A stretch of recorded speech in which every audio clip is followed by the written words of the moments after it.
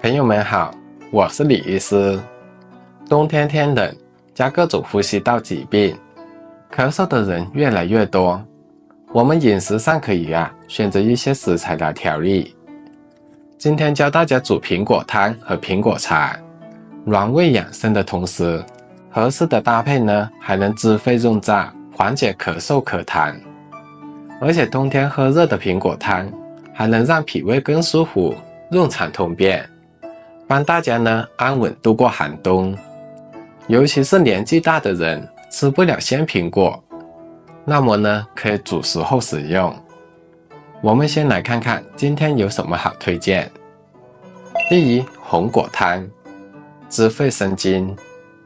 这壶养生红果汤极其的调补身体三红方：山茱萸、枸杞、玫瑰茄，先后天都补，为大家调好身体之本。我们加上应季的酸红果、苹果和草莓，滋肺生津，酸甜可口，还可以缓解便秘。做法如下：山茱萸、枸杞各3到6克，加入玫瑰茄泡煮20分钟后，加入新鲜的草莓块、苹果块，还可加入适量的冰糖调味。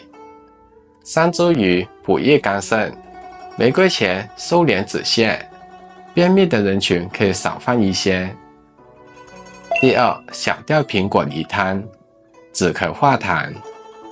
这道汤补气血，止咳化痰，而且苹果加上梨和银耳，养肺的同时营养更加丰富。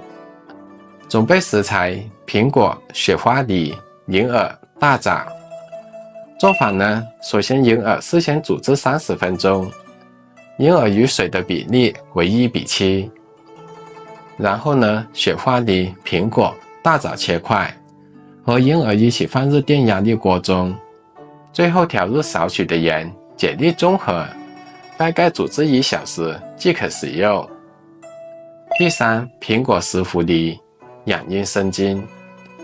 冬天容易阴虚，主要表现为阴液少、手脚热、口咽干等。阴虚体质是肺病的高危体质之一，而养阴圣品石斛可以通过调理阴虚，从而帮助我们防病。给大家推荐这道简单的鲜果石斛梨。做法呢，将蒸熟的鲜石斛和苹果打碎成泥，可以加蜂蜜一同食用。好了，朋友们，看完今天的内容，可以帮李医师点赞分享本视频，并点亮视频下方的小铃铛，感谢大家支持。